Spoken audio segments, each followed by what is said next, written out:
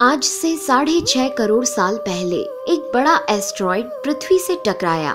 धूल के बादल ने सूरज को ढक लिया, तापमान गिर गया। पृथ्वी पर रहने वाला 25 किलो से ज्यादा वजन का हर जीव खत्म हो गया। डायनासोर्स का काल खत्म हो गया।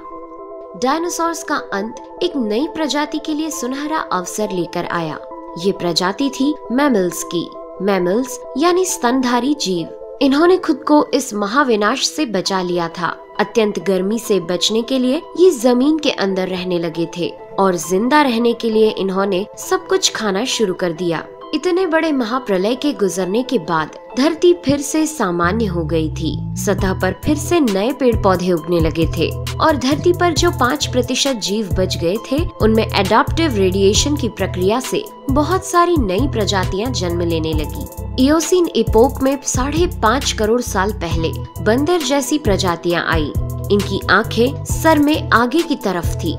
इसी काल में प्राइमेट्स के सर के अंदर एक महत्वपूर्ण इवोल्यूशन हुआ। इनकी स्पाइनल कॉर्ड को मस्तिष्क से जोड़ने वाला छेद, जिसे फोरमेन मैग्नम कहते हैं, वह स्कल के पिछले हिस्से के बेस से सेंटर की तरफ शिफ्ट होने लगा। यानी कि अब जो प्रजाति आई वह सीधे खड़े होकर चलने में सक्षम थी। आज से 4.7 करोड़ साल पहले धरती के वातावरण में लगातार बदलाव होने शुरू हुए।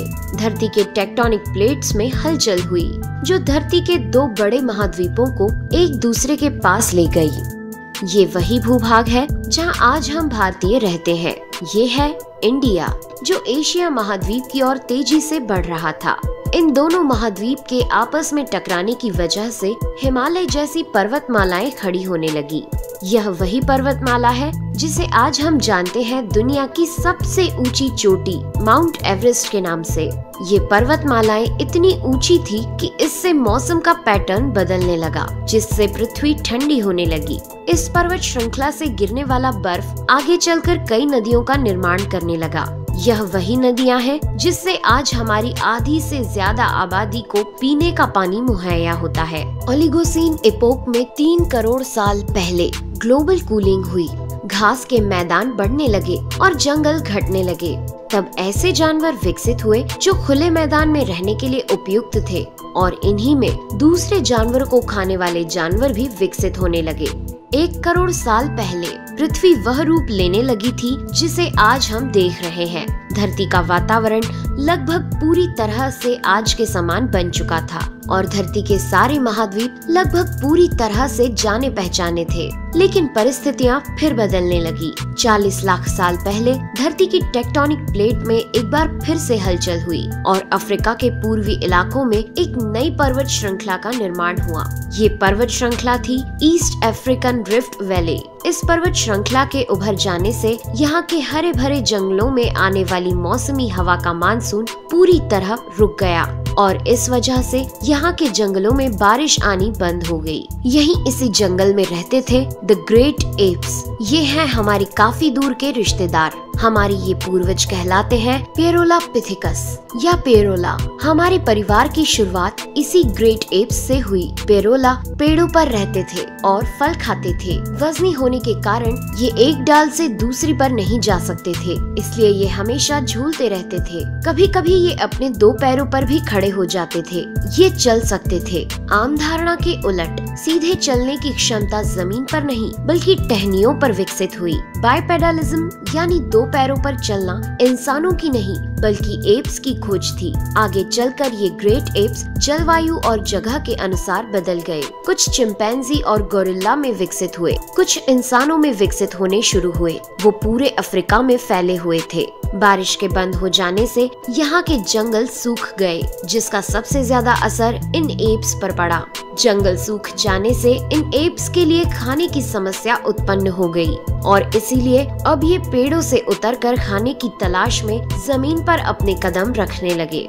ये है एडिपिथिकस रेमिडस। ये हैं हमारे पूर्वज जिन्होंने जमीन पर मानव इतिहास का पहला कदम रखा और आज इन्हीं के कारण हमने चांद पर अपना पहला कदम रखा। इनका दिमाग एक संतरे जितना बड़ा था और इनकी लंबाई 4 फीट तक थी।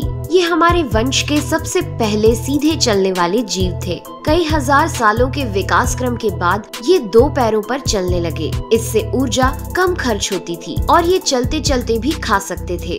2 पैरों पर चलने से अब ये सीधे खड़े होकर दूर दूर तक नजर रख सकते थे। समय के साथ साथ विकास की प्रक्रिया चलती रही और हमारे पूर्वज धीरे धीरे विकसित होने लगे। 23 लाख साल पहले हमारे पूर्वजों का दिमाग काफी बड़ा हो गया था। ये थे होमो हेबिलियस। इन्होंने पहली बार पत्थर को हथियार की तरह इस्तेमाल करना शुरू किया। जैसे ही इस मामूली से पत्थर पर धारदार किनारा बना, हमारे पूर्वजों के पास एक हथौड़ा आ गया। हमें काटने का हथियार मिल गया, जिससे वह हजारों ऐसे काम कर सकता था जो वह पहले नहीं कर पाता था। पत्थर के इस्तेमाल ने अंगूठे और उंगलियों को मजबूती दी, जिससे हम और अधिक कुशल तरीके से इनका इस्तेमाल करने में सक्षम हो गए। समय बीतने के साथ ही हमारे पूर्वज अब समूह में अन्य जानवरों का शिकार करने लगे थे। ये थे होमो इरेक्टस, जो अन्य जानवरों से ज्यादा होशियार थे। इन्होंने ही सबसे पहले आग का इस्तेमाल करना सीखा। आग की खोज हमारे पूर्वजों के लिए सबसे बड़ी खोज थी। ये उन्हें गर्मी, रोशनी, अंधेरों और जंगली जानवरों से सुरक्षा देती थी और इसी वजह से अब परिवार भी बनने लगे। इन्होंने आग पर मांस को पकाना सीख लिया था। आग पर खाना पकाने का मतलब था कि मांस को चबाने और पचाने में ऊर्जा का कम खर्च होना, और इसी वजह से ये ऊर्जा अब इनके दिमाग में खर्च होने लगी और इन्हें कैलोरी और ज्यादा ताकत मिलने लगी, जिससे हमारे पूर्वजों का दिमाग काफी बड़ा हो गया। 2 लाख साल पहले आज के इंसान ने अपना रूप ले लिया था। लैरिंग्स यानी आवाज की जो नली हमारे पूर्वजों में गले के ऊपर थी, वो नीचे आ गई थी। अब हम ज्यादा जटिल आवाजें निकाल सकते थे। हमने बोलना शुरू कर दिया था। पहली बार कोई जानकारी एक से दूसरे इंसान तक या एक से दूसरी पीढ़ी तक पहुंचने लगी थी। यही वो आखिरी विकास क्रम था जिसके बाद विकसित होकर हम बने। हम यानी होमो सेपियंस। 1 लाख साल पहले इंसान कहीं भी जा सकता था। हमारे पास फुर्तीले हाथ और प्राचीन हथियार थे। हम बात कर सकते थे, आग को काबू में रख सकते थे। अब हम अपने अफ्रीकन घर को और बड़ा कर सकते थे। महाद्वीप यानी कॉन्टिनेंट खिसके तो अफ्रीका और यूरेशिया जुड़ गए और उससे बनी एक बहुत बड़ी जमीन जिसका नाम था एफ्रो यूरेशिया। इंसानों के दूर दूर जाने से बहुत बड़ा बदलाव आया। अब हम एक महाद्वीप से दूसरे महाद्वीप में रहने लगे।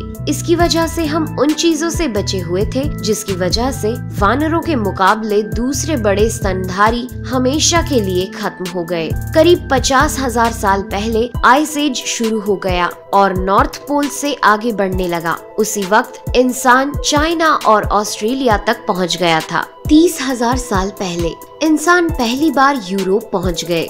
जब बर्फ अपने चरम पर थी, तब इंसान अपनी खोज में नॉर्थ ईस्ट साइबेरिया के बर्फीली टंडा तक पहुंच गया। आइस एज के इतने कठिन दौर में भी इंसान हर उस हुनर का विकास कर रहा था जिससे कि वो सच्चे मायनों में इंसान बन सके। हमने खुद को उस माहौल में ढाल लिया। हम ज्यादा समझदार हो गए। उसके बाद हमने पूरी दुनिया में अपनी बस्तियां बसा ली। समुद्र किनारे से पहाड़ की चोटियों तक, हरे भरे मैदानों से लेकर पथरीले इलाकों तक हर जगह इंसान थे। हमारा हुलिया, त्वचा, बाल और आँखों का आकार जलवायु और जगह के अनुसार बदल गया। हमने अपनी आवश्यकता के हिसाब से खेती शुरू की और जानवरों को पालना शुरू कर दिया। हमने कस्बों और शहरों का निर्माण शुरू किया। उसके बाद हमारी सभ्यता और संस्कृति का जन्म हुआ। हमने विज्ञान और गणित का इस्तेमाल शुरू किया, जिससे हमें भविष्य में जाने के लिए ऊर्जा और तकनीक मिली। ये है हमारा समय। अब हम पूरी तरह विकसित हैं। हमारे जैसा इस धरती पर अब कोई जीव नहीं। आज हम जानते हैं कि हम कौन हैं, कहां से आए हैं, लेकिन ये तो बस शुरुआत है। अभी हमारा सफर खत्म नहीं हुआ है। हमें अभी और आगे जाना है। आने वाली चुनौतियों का सामना करना है। और खुद को और विकसित और आधुनिक बनाना है। दोस्तों, आज के एपिसोड में बस इतना ही। वीडियो अच्छा लगा हो तो प्लीज लाइक करें और चैनल को सब्सक्राइब कर हमारा सपोर्ट जरूर करें। यदि आप नए हैं तो इस चैनल पर हमारे बाकी वीडियोस भी विजिट जरूर करें। साथ ही सब्सक्राइब कर नोटिफिकेशन बेल को भी ऑन कर लें। मैं हूं आपकी दोस्त नेहा आगरकर। फिर से मिलेंगे एक नए एपिसोड में। तब तक के लिए दीजिए इजाजत। नमस्कार।